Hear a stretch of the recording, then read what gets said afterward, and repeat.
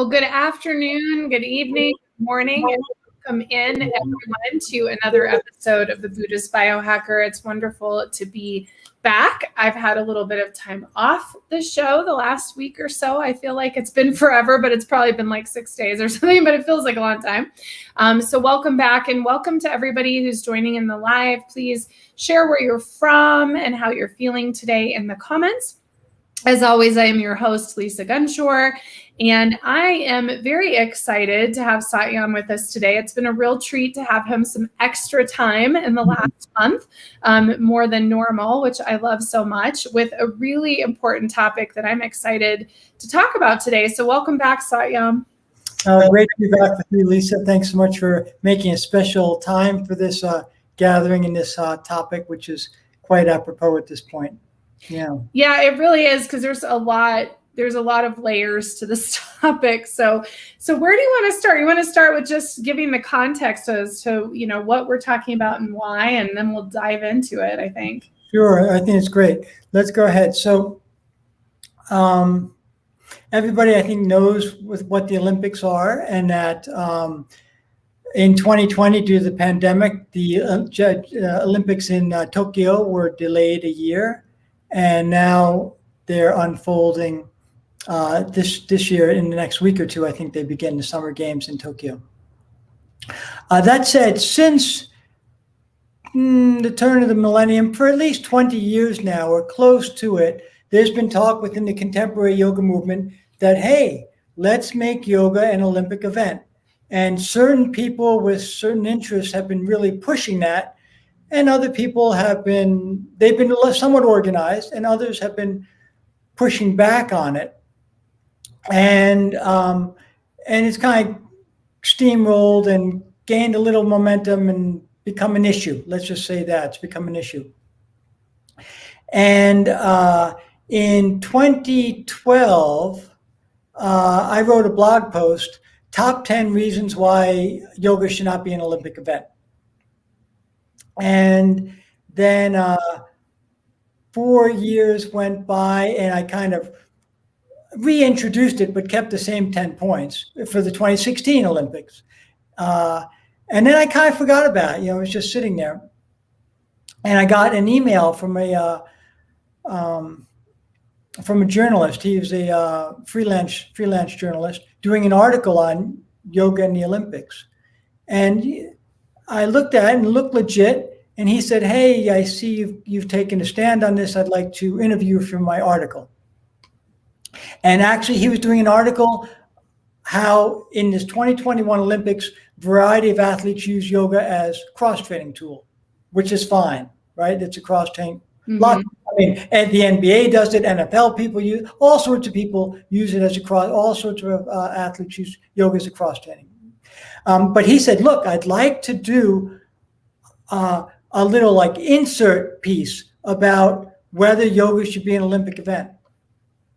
And so he and I did a long interview, and this is some months ago now. And then when the article came out, it looked like Yoga Journal did not go for it. And they just did it on the athletes, which is what they pitched to him. Do it how the athletes are using cross-training. So he had an earnest interest to go after it, and they had a different agenda. So I really can't blame anyone.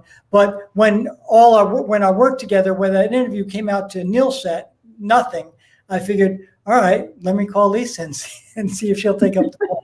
And as you are always open to doing that, I appreciate that. And quite frankly, I do, in terms of Yoga Journal, I kind of feel like shame on them. I do think that it didn't have to be for this article. They can do lots of different articles, but I do think that they should have the spine to take up an issue that would be contemporary yet somewhat controversial. A lot of moneyed people in the contemporary yoga movement want to see it. They want to see it become an Olympic event. And we'll go over those reasons why. And for example, when the freelance writer spoke to me, he said he couldn't get people to speak on record on this who were against it. They didn't want their name going out for whatever reason. And that wouldn't have bothered me. Rather, I was looking forward to it, but it didn't go. Mm-hmm. So anyway, let's see how to do this. I kind of broke it up into sections that whenever you have an Olympic event, there has to be an expectation of what is that event and defining that event.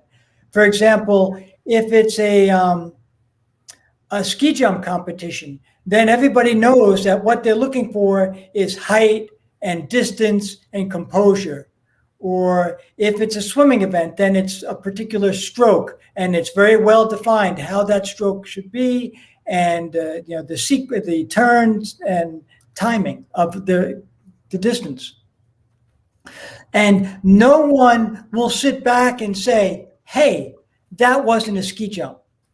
They may disagree what was, but no one will. There's no question of whether is that event what you're saying that event is. When the basketball teams play, no one's saying, "Hey, that isn't basketball."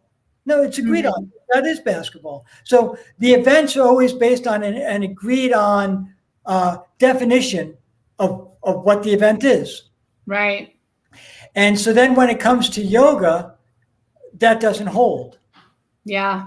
Because the yogic formula is based on mind, it's based on spirituality, it's based on selflessness, it's based on realization, it's based on all those phenomenal tenets that lead one to proceed on the path of yoga. Yeah. Yeah. And those things are not immediately measurable, first of all, by the naked eye, just to say, if you just put someone on stage. But basically what they want to do is distill the all of yoga into yoga posture, into the asana. When there's so much about yoga, there's diet, there's fasting, there's yogis have talked on all different linguistics, history, gender issues, and then there's just the pure spiritual aspect above and beyond the social components. So the asana or the yoga posture itself was never meant to be an end. It was always just a tool to help develop the physical body and the mind to be for the platform of yoga. It was not a competition in that regard. It makes me think of it seems like a Monty Python sketch or something where they're like just sitting meditating and being judged. Like, how do you judge that? Right, exactly. Your point is well taken, and maybe some type of hyperbole or comedy or thing like that would be appropriate to shed light on just how ridiculous this is. Some type of but if the one who was most forthright in putting this forward was the Bikram community. They wanted to have a competition and have their people out there and whatever they want to do from it. Mm-hmm. And just the mere, let's say we would accept that. Okay, we're going to do that. Then what would it lead to? What would it look like? Well, there'd be this whole thing about body imaging, which yoga does not accept. It's not every human shape and form is fine. You just do the postures, the ones that are appropriate for you. But naturally, it would be turned into some quasi beauty competition and body. I mean, the fact that it's already out there. Open the pages of Yoga Journal and see what photos are there of people. Just look at those photos. Well, yeah, and also the classes themselves. I mean, when you go to certain studios, the whole thing is a competition. I remember, I'll never forget, Satyam, going to a yoga class at a studio I'd never been to before, and they there was at the beginning of the asana, it wasn't. And then in the middle, it was oh, everybody pop up into handstands, and everybody was doing handstands and headstands. And it was so uncomfortable because, first of all, I wasn't there. I wasn't ready to do a handstand or a headstand at that time, number one. But the competition energy was really high. It made you feel like, oh, the whole point was to do this. And then when I went through the yoga teacher training, I noticed that if I did teach a class with a headstand or a handstand, everybody was doing it incorrectly. I mean, let's face it, doing it out of alignment, trying to push themselves into something. And I think it's the danger of something like yoga is this muscling into these postures that you're not ready for yet, and that your body's not ready for. It's an icky energy. Right. No, absolutely. And not only is it icky, it's the antithetical to what the yogic teachings are. It's about that they would promote self-glorification, and yoga is about selflessness, and it would promote individualism. It would promote all sorts of materialistic values would get superimposed into the asana practice. And your point is so well taken that it goes against the spirit. And in order to power into those positions, heck, people would say, let me get that competitive edge. Let me get a few steroids in me. I mean, why wouldn't that happen? Or just the way people get lured into those type of drugs for other events that sometimes they're caught. So, I mean, it brings up all the negative side of capitalist materialistic outlook that yoga does not espouse. Mm-hmm. And you're just injecting that into the practice and into the presentation of yoga to the whole globe. I mean, it's so that's a big problem. And now some people say, no, you misunderstand. It's about putting yoga out there, and then people will figure it out. They'll get it. And it doesn't work that way. It really doesn't work that way. You can't take something and take away its purity, present it in a bastardized manner, and then say people will figure out the purity. It doesn't happen like that.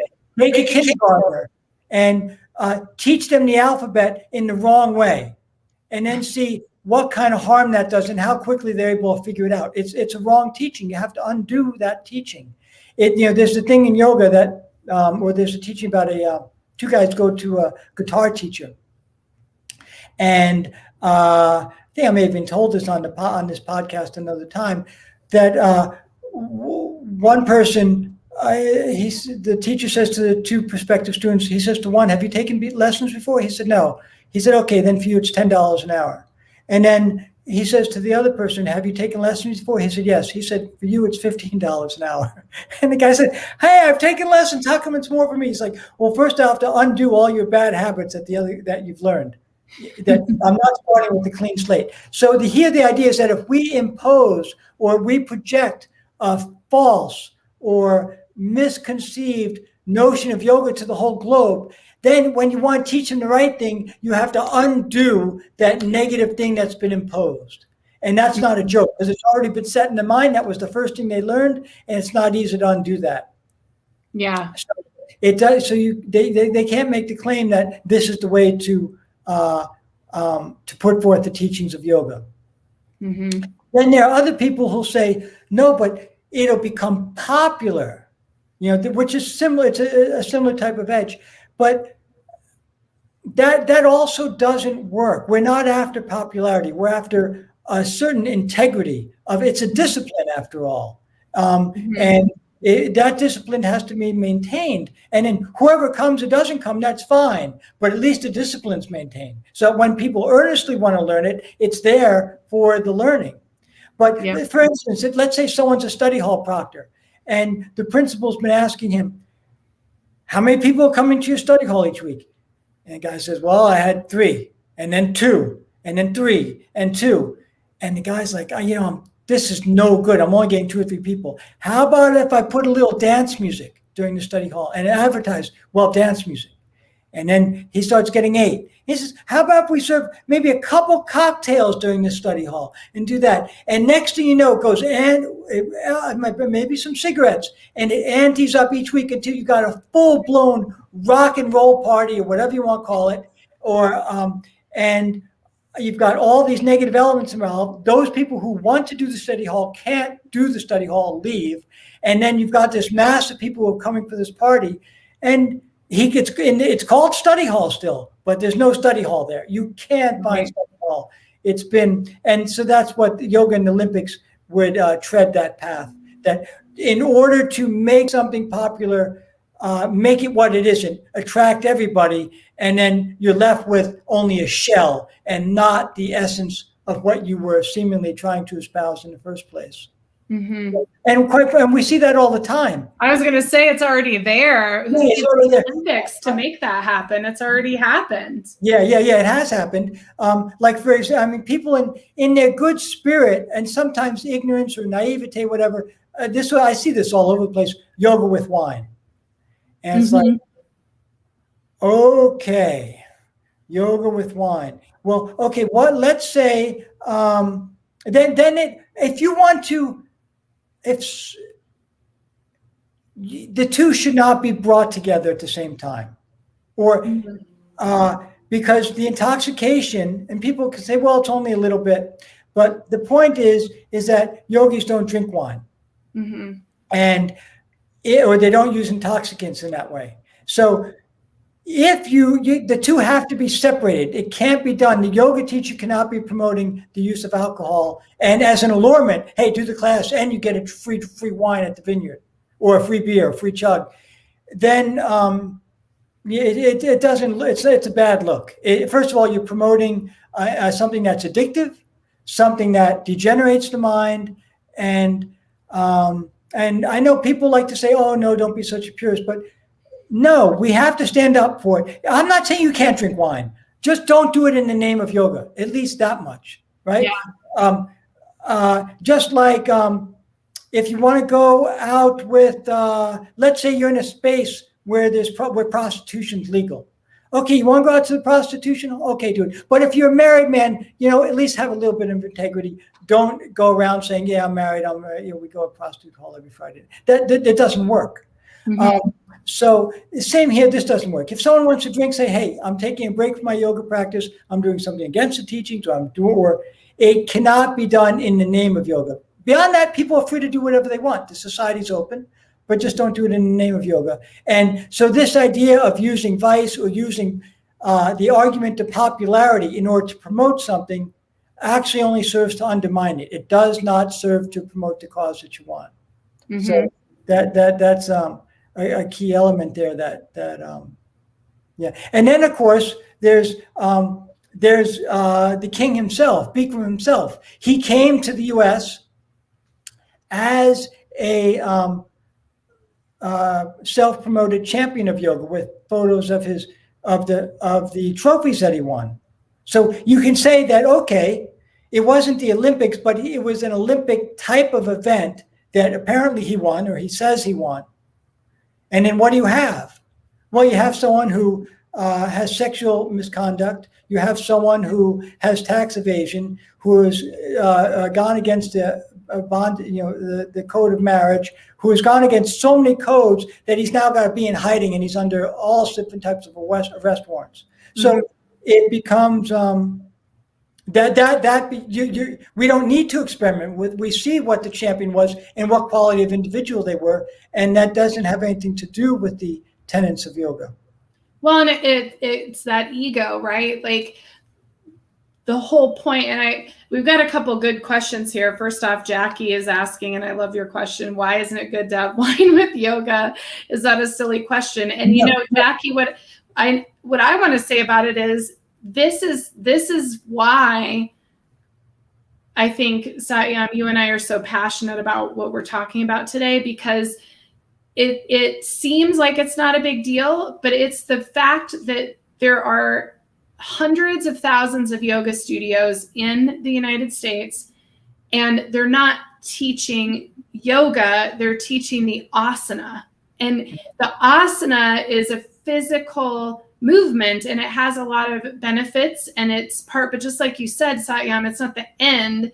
And so the reason it's not good to have wine with yoga is because it's not part of the Yoga Sutras. But if you're not learning that from your yoga instructor, then you're actually not learning the full petals, all the petals of the lotus of yoga. It's a whole package. And that's something to keep in mind. We also have just a little question too. It looks like from Richard. He says, as a meditation beginner, should I focus on breath or numbers? I do both when meditating. Should I be focusing on one or the other. And I know that's kind of off topic, but I thought we'd address it. No, both are great. Let's get back to Jackie's question in a very practical manner, because we don't want to come across as philosophical geeks or people who are naysayers or anything.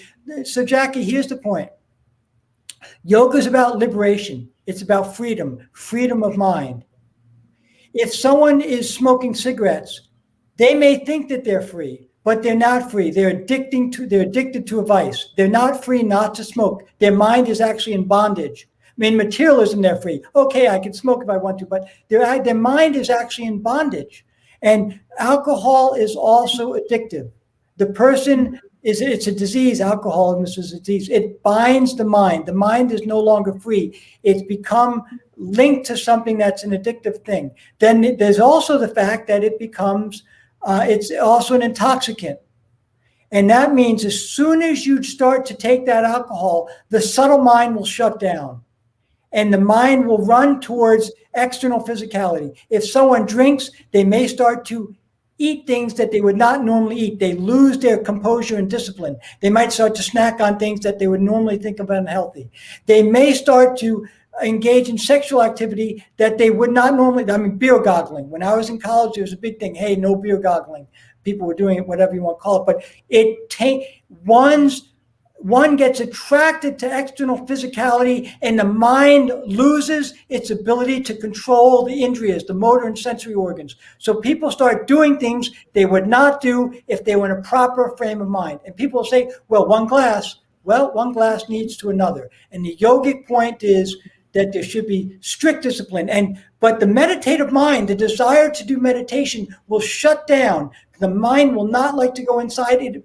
Alcohol automatically makes the mind run towards external physicality. It excites the lower propensities. And so the more you drink, the more of a slave you become to those things. And it goes against the very ethics of yoga. It's not like some little purist or snooty point. It undermines the very thing that you're trying to do. It's like...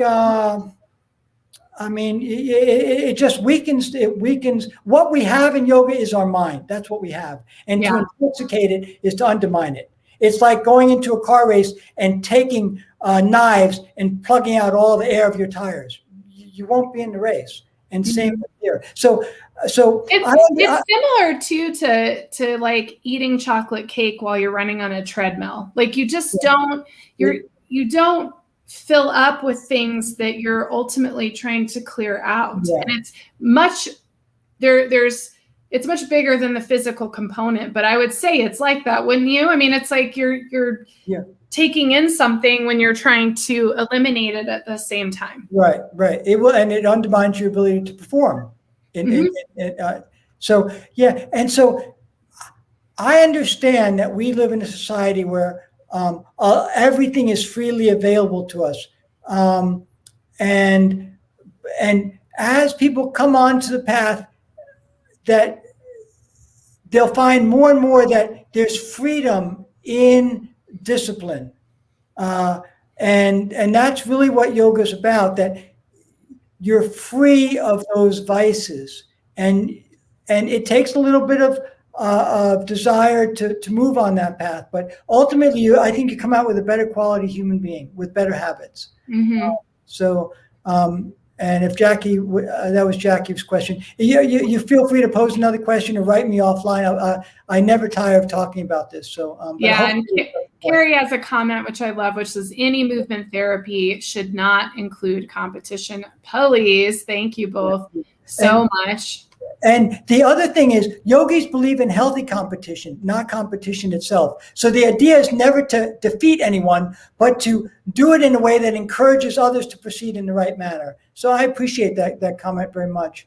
And I think there was also Richard's comment about the meditation, right? Yes. All right. Should I focus on breath or numbers? I do both when meditating. Should I be focusing on one? I'm not quite sure what Richard means exactly by numbers, and unless it means counting of the breaths. But generally, it may be. But I would focus on the breath, and ultimately, the breath the breath is not the end point, but it's the starting point of harnessing the mind. Breath is very good because breath is the linking point between the physical body and the psychic body. The psychic body is by definition elusive. We can't see it. It runs hither and thither. It's not easy. And so we need to take help from all tools we can by, for instance, by not drinking alcohol. The alcohol makes the mind run more, but also by using our breath, because the breath is something very concrete that we can use to start to harness the mind. So breathing is a very good starting point and then tap into, well, what's happening with my mind? Is it becoming more calm, more steady? Well, what about different breathing patterns, the duration of the breath, how many steps of the breath? And I'd say, Richard, I have a meditation class. You're welcome to come on in and participate in that. I'm glad to give you, I'm teaching that one online. And that's something that we address every week in class, every Thursday. Awesome. Yeah. Well, and Bridget has a question too she said, how did goat yoga become a thing? Well, we're talking about lion in yoga. There's also goats in yoga. You know why how goat yoga became a thing? If their feces was mushy, it would not be a thing. If there's no dog yoga, because no one wants that on them. But the goat pellets are dry. They're like rabbit pellets, and it doesn't become gross and disgusting. So that's one thing. I mean, anything can become a thing if people. That's a problem with capitalism. If you can make money off it, then it becomes fair game. And yogis are not like that. So I assure you, no one's getting realization of progressing on the path from goat yoga. It's a gimmick. I don't say those people, but they could sell it. If they couldn't sell it, they wouldn't do it. But they can sell it. The goats are cute, all that stuff. But I guarantee you, if their poop was a little bit more smelly or a little bit more messy, there would be no such thing as goat yoga. It's that simple. My cat likes when I do yoga. Cats they think it's the most interesting thing when you're doing very peculiar positions. They're like, what is happening here? And she always wants to attack me and do crazy things when I'm trying to do yoga. Right. Well, this all goes back to what I think is the deeper root of this whole conversation, which is, what is the intention of yoga? Mm-hmm. Because yoga was never intended to be a competitive sport. It was actually never a sport. Yeah. It's a practice, and it's a spiritual practice. So you cannot judge a spiritual practice. You shouldn't. To me, that's not in right action. Right. And for that matter, those people who are Olympic judges are in no position to judge something of that nature anyway. But yeah, but there should be no judgment of it. And yoga is a lifestyle. It's a practice. It's inclusive. It's all encompassing. And you cannot pull out one thread and say, this is it, and we're going to have our competition. What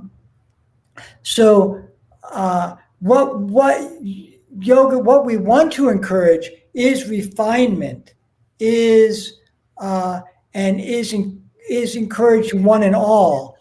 When things become Olympic events, often there's the whole spectator class, and yoga is not. There's no such thing as spectators in yoga. Everybody should participate.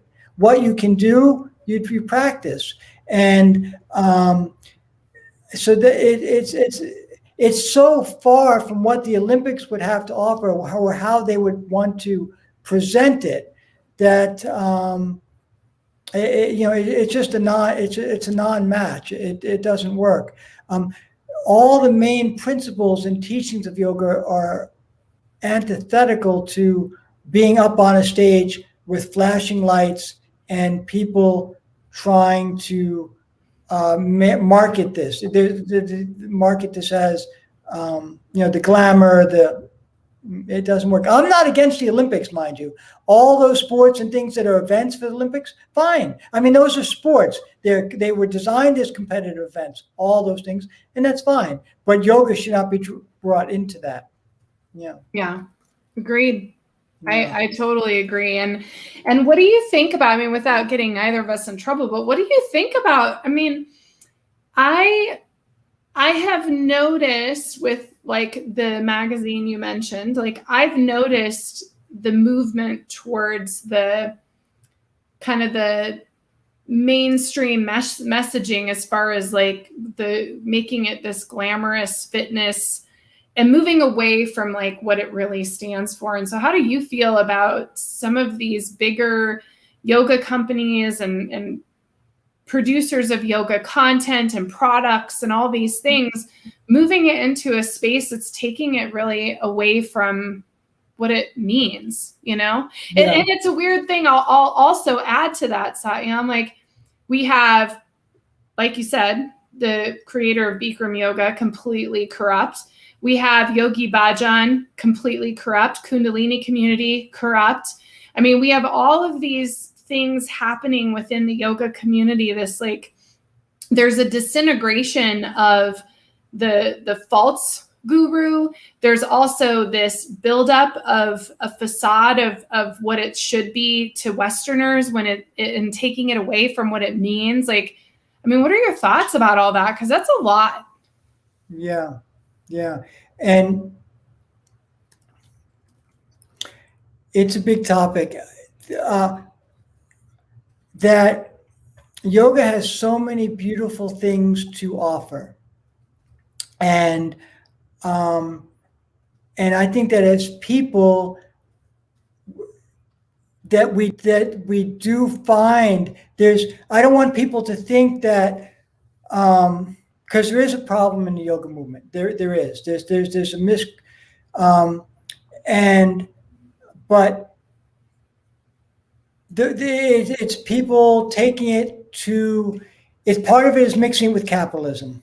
Mm-hmm. Part of it is bringing it to where people have mixed it with their sexual inclinations or weaknesses.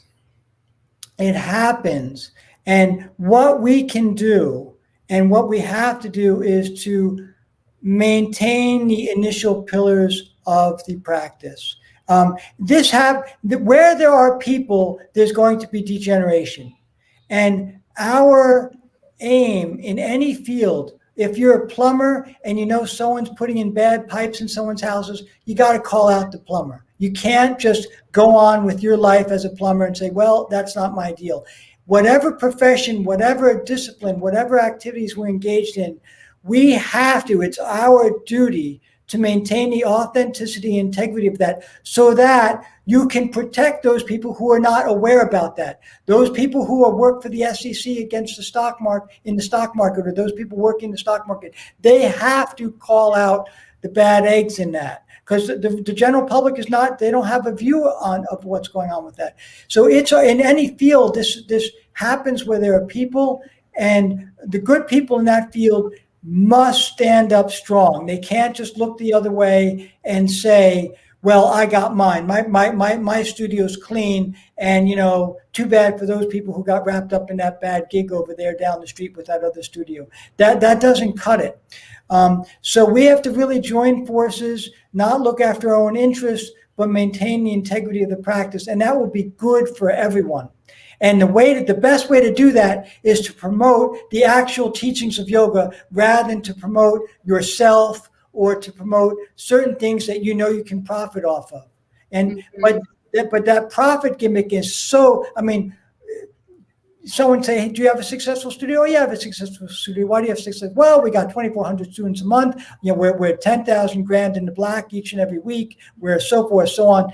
And you end up having a conversation. They may as well be running a discotheque. I mean, all of a sudden, they may as well be talking about anything.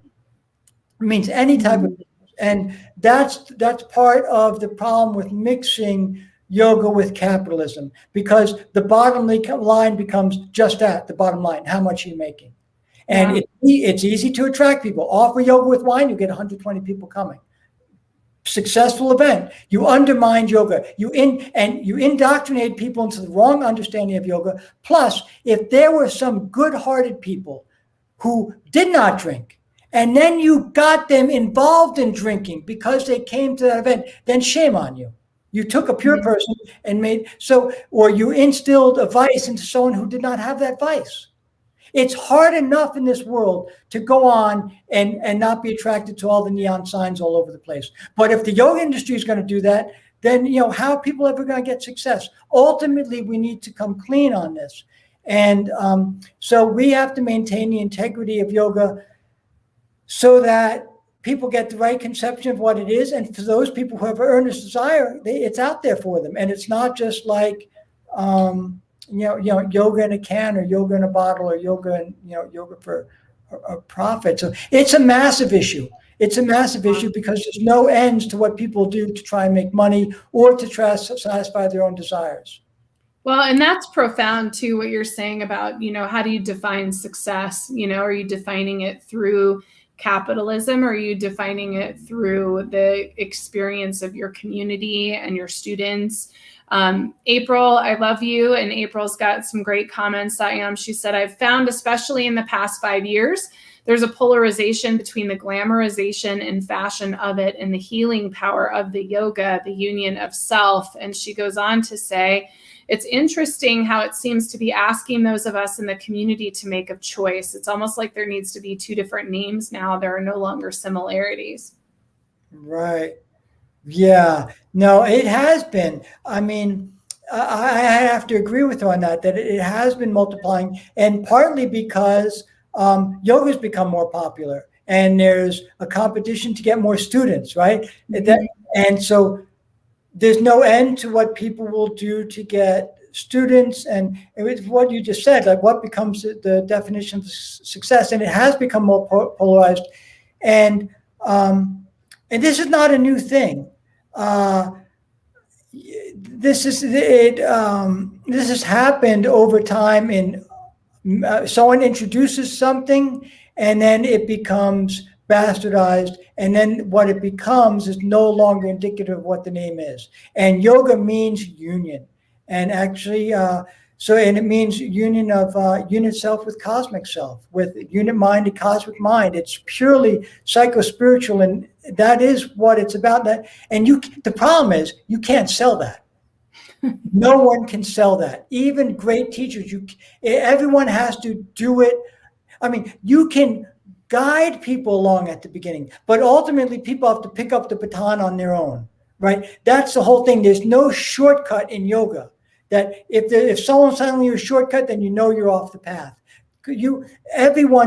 This life is for living and for realizing. And if you can just sell it on a street corner for $10, you're not getting what, it doesn't work that way. You can't cheat the cosmos. You can cheat the police, you can cheat the mayor, you can cheat the IRS, you can cheat, but ultimately you can't cheat the cosmos. Cosmic mind knows where there's hypocrisy, and there's no shortcut on the spiritual path. Mm-hmm. There are fakes, but they're not getting anywhere. But there's no shortcut. You can't buy your way through it. Well, yeah. And it's interesting because myself and April's one of my dear friends and colleagues, and we've been talking about this and exactly what you're talking about, Satyam, which is it's tough to sell inner work and self-enrichment. Like people don't want to do the work, and I'm super grateful for everyone that's in our community, for all of you who are watching the show right now, who do want to do your work, because no one can do it for you. Yeah. And when they're telling you that they can do it for you, or you're creating competition around it, just like what we're talking about with yoga and the Olympics. Like when you create competition, you can't competing with your inner work and your yoga practice is like, it is an oxymoron. I mean, it's completely contradictory ideas, because the whole point is to remove the ego, and the ego is the competitive energy. Right. It's well put. You're trying to overcome the trappings of the ego, and this is feeding it. And it becomes people become more myopic, more small-minded. And there'll be tremendous disappointment. I mean, there's a lot, but your point is well taken. Absolutely. If that type of competition is promoted, we run the risks of there being the most basic thing. There'll be a rash of, already we're struggling with this rash of injuries within yoga, that people should go beyond what their body is willing to do. And that will only exponentially increase. The healthy yogi uh, should there's no need. There should be no need for surgeries. You practice gently, you move, and whereas I know a lot of the famous gymnastics and they've had I know Mary Lou Retton. I think she's had 30 or 40 knee surgeries. So, and that's okay. That's part of the game of gymnastics. But that is not part of the game of yoga, to do it to that type of extreme where you're pushing your body beyond. But also this ego and the disappointment, the shame that comes of losing or so-called losing. It doesn't promote a healthy environment. And the yogis say, if you want to compete in selflessness. How many people can you help? How many people can you feed? Serve, serve, serve. Do it that type of competition where you're helping someone else. Because the definition of greatness in yoga is very interesting. They say, unto yourself you can't become great. It's impossible. You can only become great when you help others become great. Then that will make you great. So it's not an independent endeavor. So you can't just do an asana and say, look, that person is great at that asana, that posture. No, they're great at that posture if they promoted 2,000 other people to also practice in a very beautiful, calm, quiet, sweet, serene manner. Then they become great, and they only become great because they helped others to proceed along the proper path, not because of any type of self-glorification or outdoing anyone else. So it really just doesn't fit the model of the Olympics or today's breed of competition. But it's the easiest thing in the world to say, hey, let's just grab it out. We'll do it. We can it. We can market it. That we can have mini competitions, junior Olympics, regional Olympics, and we'll have judges. There'll be entry fees. I mean, you can see the makers of and the people promoting probably have pot bellies and would never want to do yoga, but they're fat cats who want to fill the wallets. So, I mean, it would just be, but it's easy. It's easy because it's tangible. There's the society is already, their minds are already made to accept that because everything is done in that way. There are writing competitions. Everything is done in that manner. Mm-hmm. And so whereas if you tell someone, say, many of the main teachings of yoga are very new for people, and they don't come easily to those involved in materialism.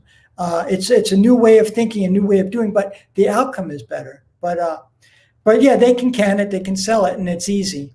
So that's why it came up in the first place. Mm-hmm. Yeah. Well, and April's saying, how would you even judge it? And I just keep going back. I'm gonna find a meme. There's got to be one somewhere, but I mean, you just can't judge like the practice and the meditation and even the asanas themselves. I mean, even if you get into alignment or any of those things, like every body is so different, and that goes back to the individualized energy of yoga too. So I mean, there's so much to like making it into something that it's not. Right, and the posture is only one sliver. There actually is a way to see how far one is advanced on the path of yoga, and that's by looking at their daily conduct, how they conduct themselves, and then you can get a sense of what their mind, because you only can behave based on the ideas that come in your mind. The ideas that come in your mind, you're going to reflect those in your speech and in your actions. And that is, then you can get a sense. If you watch someone for weeks and months, that's why never all the fancy teachers and preachers of yoga these days, you can't just go based on their word. You have to see how do they behave, because there's been so many scandals and so many different paths. So, by one's conduct, is their conduct refined? Then, and I broke it down into 5 things, and 5 basic things, to very rudimentary things to see. And then this is the baseline. If they don't do these things, then that you look at what they eat, you look at what they drink, you look at what they spend their money on, you look at how they spend their free time, and you check out their sexual patterns. If you know those 5 things about a person, you can see, wait, are they really interested in spirituality? And I'm not saying there's only one answer to those things, but those are a good indicator. If someone spends, gives an hour talk on spirituality, and then spends the whole weekend test driving sports cars, seeing porn flicks and whatever. And there's nothing against sports cars, but if their mind is that high, they're going to help other people. That's what they're going to spend it with their free time on. So it all has to match up. There's no timeouts in yoga. There are 0 timeouts. You can't say, okay, now I'm going to do something different. No, it's, the military, they have time they're off and time they're not. When they're off base, then they're free. In yoga, you're never free. You're always bound by the discipline 24/7. And some people think, whoa, I don't want that. And that's okay. But that is the discipline. You can't, just like if you're in a marriage, see, the marriage, or a committed relationship, that is a non-materialistic thing, that remnant that still holds in our society of materialism. And same thing with child rearing. Those things go against. It's expensive. You don't get your money back in your return. It goes against materialism, but it's based on love, and it's based on commitment and dedication and the welfare of someone else, regardless of what sacrifice that is for me. I'm going to help that person, and we're going to grow together as a family. And that family model is the model of yoga for the greater society. And that's the only thing left. When the family model in capitalism and materialism ends, then there's really nothing left. Then you just got a bunch of wild people running around, and you're back to the Wild West. There's no rhyme or reason. And the guy with the biggest gun wins, and so be it. That's it. There's no sense and no social code, no responsibility. And so it's really about care and selflessness and helping others, and that we all know when we meet a quality person, that person is compassionate, that person is helpful, that person, and it makes an impression, and it's inspiring. And we've all met people like that, and they've inspired us to act to a higher ideal. And you don't find that in capitalism. You just don't. I mean, we've seen time and again.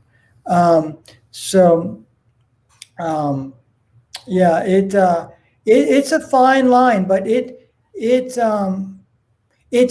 easy to lose the track. You got to say, you've really got to hold on to that ideal of following there needs to be a goal and refinement of mind. Everything that's done in the yogic ideal all day long is based on refinement of mind, because they know how difficult it is. Because when you sit for meditation is the hardest thing, to concentrate, to keep the body still and point the mind towards spiritual ideal. There's so many distractions that come. So the whole day is built so that your mind is calm and peaceful. So when you're able to sit, it will actually move in that direction. And even then it's difficult, but it'll move. And so the whole yoga day and practice is built in that regard. And which goes, and the yoga that would be promoted in the Olympics would not reflect that ideal. It would reflect something else. Mm-hmm. Where is it going with yoga in the Olympics? I mean, right now, is this going into this space where they're really going to put it? I mean, I don't even know. I'm asking because I just don't even know. Yeah, no, I also don't know. I don't think it's first of all, to make anything an Olympic event, you have to go through a process. You have to show that you can do it on the regional level. Like Taekwondo, I think, became an Olympic event. 20 years ago, it wasn't. They had to go through a series of steps. I don't think it's like gonna just, roll into the next Olympics. I think people are pushing for it. It's not an issue, actually. I really follow all that much. Just because that freelance writer called me, the journalist called me up, that's what got me back onto it. He and I he was really good. I appreciate him a lot. And we had a nice conversation about it. And he was really open-minded, like a journalist should be. He was calling to get one side of the story. I don't say mine's the full story, but it's my understanding. And he let me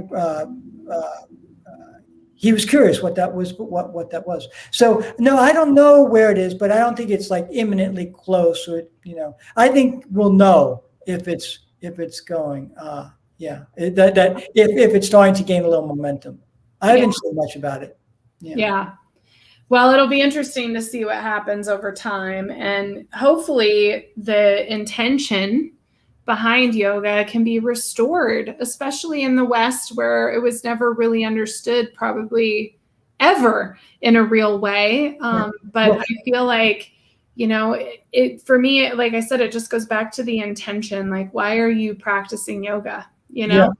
And I did not. I'm sorry for jumping in. Go ahead. I think it is, but those people are quiet. They're quiet.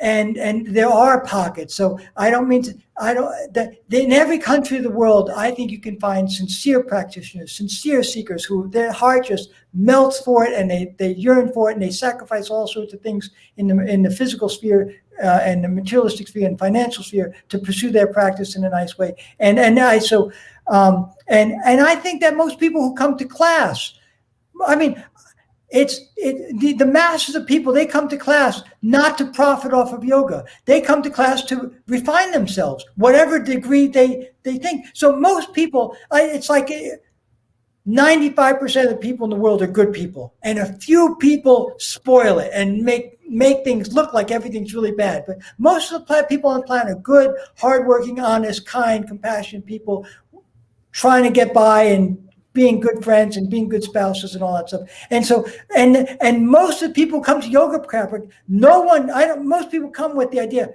let's become healthier. No one goes in and says, let's trash the institution. I never saw anyone do that. But those people who get in positions of power, they start getting greedy, they start getting degraded, they start losing. Either they never had the right intention, or they did and they lost it. But the mass of people who come in, they want to be taught something right. They want to learn something either for their physical body. I don't say everyone's purely involved in spiritual yearning, but that comes with time, or some people get it at the beginning. Who knows why that happens in whatever order. But everyone wants to become better, either physically, or they want to become stress-free or mind relaxed, or, so there's a lot of, humanity is basically positive. But we just need to keep the flow going in the right way and not let anything get hijacked. Yeah, that's well said. That's well said. Oh my gosh. I love all the comments too. Thank you guys so much for participating. Jason was just sharing here that he didn't know the true meaning of yoga until about 2 years ago. And that's true. I mean, I think there's so much depth to yoga. I mean, for me, when I went to teacher training, for me, it was a really physical learning. I had no idea that I was doing so much incorrectly and out of alignment. Yeah. And the spiritual piece was like, oh, I've been doing this for like 15 years, but sometimes it's a complete opposite. There were other students who the spiritual piece was very overwhelming and intense, but they could go do a handstand without thinking twice, where for me, that took 6 weeks to even try to do it, let alone do it by myself. I still can't, but so everybody's in different places, but that is the beauty of yoga is it's meeting your mat where you are today in the present moment and being in different places, which goes back to the whole premise of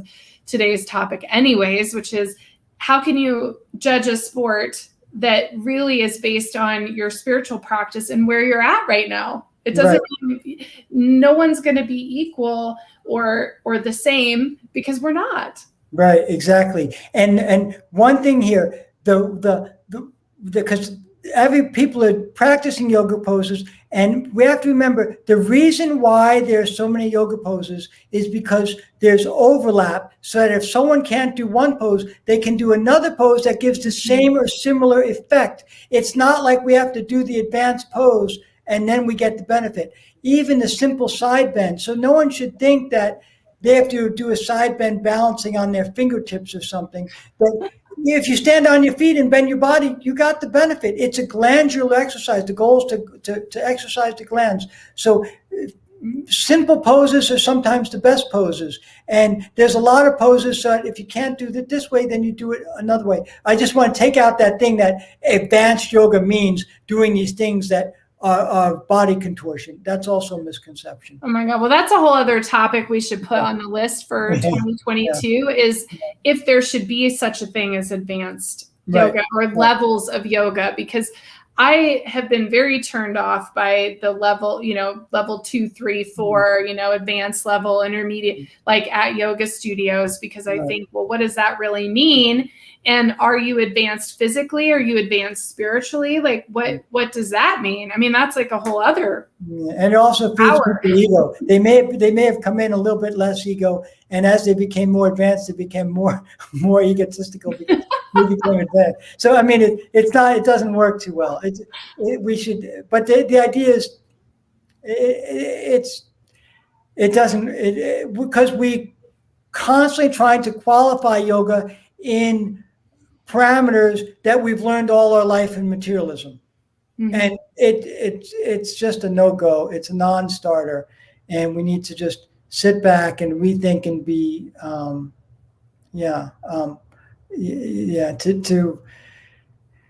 it needs to take a little bit of the pressure out of the balloon sometimes, and and to give people confidence that, hey, the way I'm doing it, or just trying to refine the physical body and mental body, that is progress. Yeah, for sure. Well, I just love this today, Satyam. I'm so glad that you wrote me and that we were able to do this and talk about this, because it is an important topic, and it's important. I mean, you've been doing the Living Yoga series for 1.5 years almost, or a year.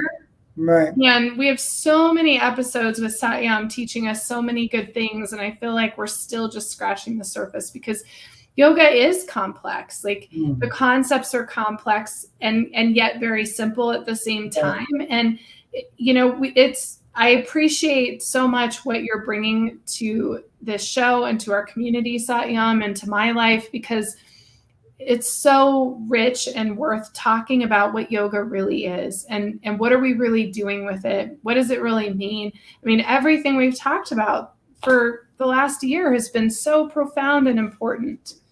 Yeah, no, well, it's been wonderful. And certainly you've created this really wonderful open platform for us to pursue this. And I really appreciate everyone tuning in today and coming up with great questions and great comments. And there's no such thing as a bad question, or I asked something, or we all learn, and we learn together. And so whatever question anyone asked, that was meaningful, because you know what? There's a lot of other people who might have the same question, but didn't have the gumption to ask, or didn't know about the show, but when they watch it in the replay, they say, oh, I'm glad someone asked that question. So I really appreciate all the participation and openness, and good. I appreciate the whole platform. Yeah, it's so great. And Satyam's going to be back in 2 weeks, the first Tuesday in August. And I believe our topic is, I'm a yoga teacher, now what? So for all of you guys who have gotten your yoga teacher certification, or are an active teacher, or interested in being a teacher, I think that's going to be great, because even I've been through the training and am thinking those same thoughts. I'm like, well, now what do I do with it? And I have ideas, but I think it's going to be another great topic. Yeah, I think so. And the more people participate, the merrier. But that's a big topic, and it's for anyone who's interested in growing their practice. Come on in. Awesome. Well, thank you so much, Satyam, and thank you to everybody who's been watching. And I will actually see you guys next week. So have an amazing weekend as well, wherever you are in the world. Thank you so much. Thank you, Satyam. Thank you.